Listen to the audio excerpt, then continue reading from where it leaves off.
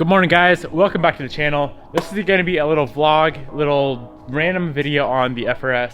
As you guys know, I recently got air ride on it a few days ago, and today we're just going to be messing around with the ride height, or not the ride height, the aired out height, trying to get it to sit as low as I can.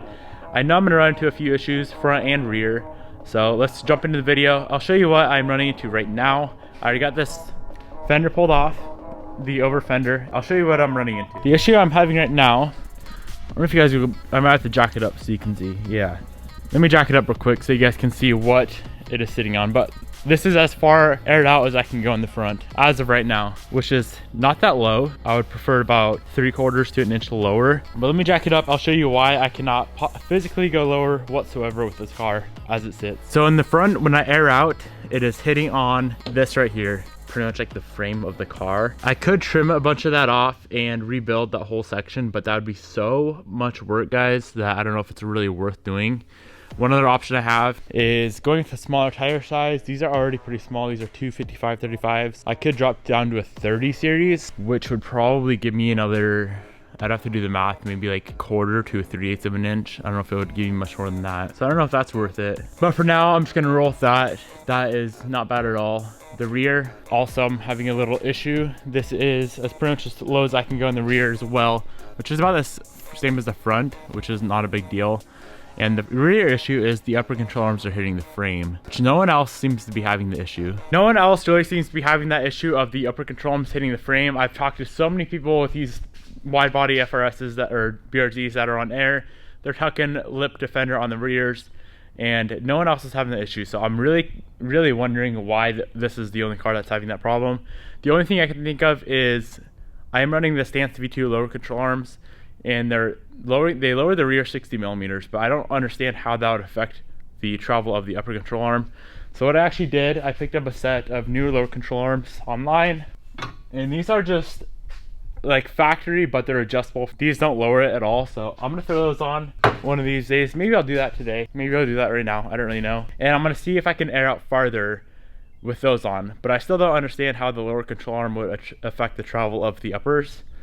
But just to be sure, just to make sure, I'm gonna throw those on because no one else is running the Stance V2 lower control arms, and there's really no need for those anymore now that I'm on air ride. Before I get into the rear section at all, I gotta button up this front. So I'm gonna throw this front fender back on. We have to connect the leader lines to the air lines themselves. You have to get all that tucked away so the leader lines are not rubbing on anything. And what else? I think that's about it.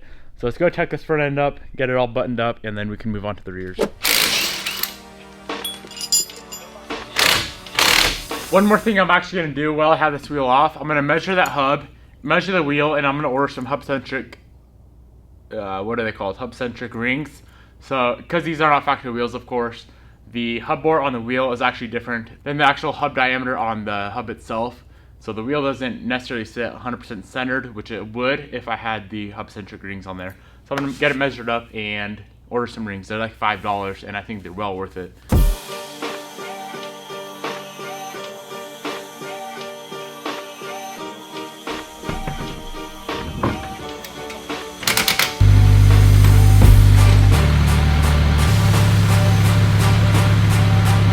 I got the front sitting pretty much where I want it, or as low as I can go. Now I'm gonna mess around with the rear, so I'm gonna swap out those lower control arms with the new lower control arms, see if that fixes the issue. And I think I'm gonna actually be going to bigger spacers on the rear. This is gonna sound, these are kind of big, I'm gonna lie.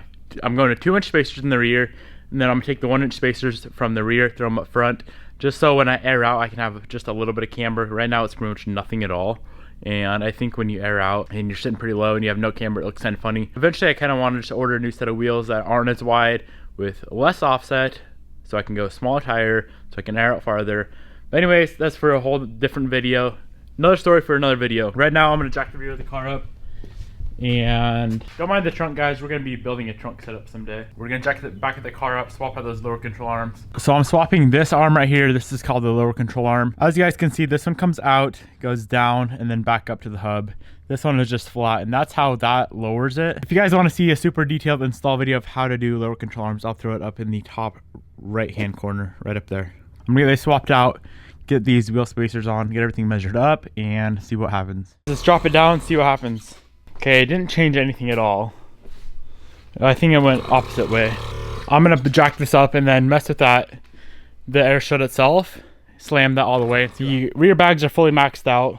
The control arms are no longer hitting the frame, so it's actually the airbag that's fully maxed out. Let's air this thing out. This is as low as it can go, which is, unfortunately, it's only about an inch lower than what it was static, or it's an inch lower in the front, like 3/4 in the rear. So it's kind of, it's kind of a shitty ordeal, but it is what it is. The next thing I'm gonna do is uncamber these fronts a little bit. I ran a little too much camber on them, so they're kind of sunken in now. I decided not to go with the spacer setup I was talking about. I was gonna do 2 inch in the rear and then 1 up front. What I may end up doing, I wanna find a set that's 1.5 inches for the rear, 1/2 inch up front. All right, I'm about to go on the first drive with Air Ride. I'm super stoked for that. Before I go, I gotta bolt that front bumper on all the way. And then I wanna download the Airlift 3P app on my phone to see how fun that is, see the versatility of the app. Pretty sure you can air out, you can air up, you can do a lot of stuff on the app. So let's grab that app and check it out. Let's see if I can find it. Discovering devices. I'm betting I have to turn on my Airlift for it to find it. I would think. Let's try it without. Maybe I gotta connect them like that. I don't freaking know. Then I cannot get this thing to connect to my 3P system. I've gone into the settings. Bluetooth is on. Bluetooth is definitely on. So for now, I'm just gonna bolt on the bumper and we can go on a nice little drive, test out the system.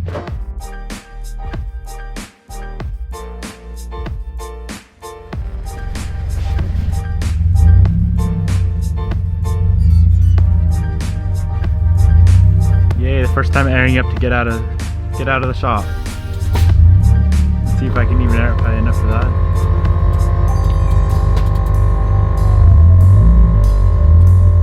Didn't even scrape. That is so sick.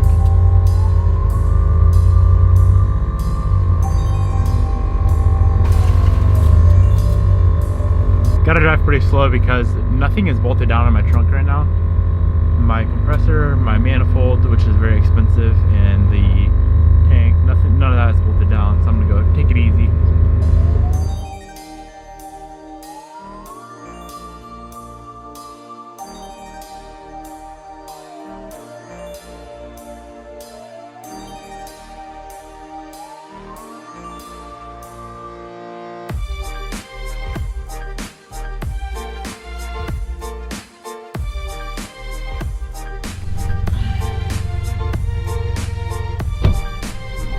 So that is where it's sitting right now for my ride height.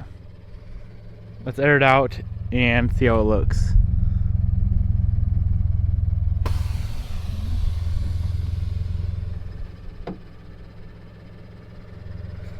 Not very low.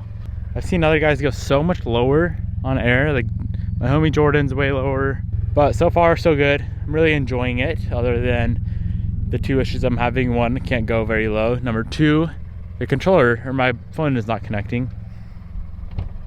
But I'm gonna go drive it some more and then head back home. I have no clue what I did. I reset my phone and I came back on the app and it was already connected. So if you guys are having issues, try restarting your phone and maybe that'll fix the issue. Ooh, that is so cool. Let me get out of the car and show you guys some things. I'm stoked. So that is my ride height. That's a lower ride height. That's air way up. And that's as high as they'll go. Cannot go any higher than that. That's pretty high. That is pretty freaking high. I don't think I'll have any issues getting over any bumps with that height right there. It's like, I wonder if that's higher than stock or what is that? That is pretty freaking high. And then back to my 1 ride height. I'm gonna go see if there's any updates available for this. Oh Lord, what did I do now? It's disconnected. I just want to update it. Come on. Pretty damn stoked with it. Now, if anyone has any suggestions on how I will be able to air out farther, go lower, because look at this. That ain't even low. Not low at all. Just drop them down in the comment section below. That'd be super, super awesome. Next video, we are going to be building a full custom wood trunk for this car to mount the compressor, mount the manifold, and mount the air tank onto. So that'll be a super fun video. It'll really clean up the trunk and I'll be able to actually drive the car. So that'll be super cool. Make sure you guys keep an eye out for that. If you're not already subscribed to the channel, hit that subscribe button, turn on the notifications so you get notified anytime I upload a video, because we got some badass stuff coming soon to the channel. Thank you guys for watching, and I'll catch you in the next one.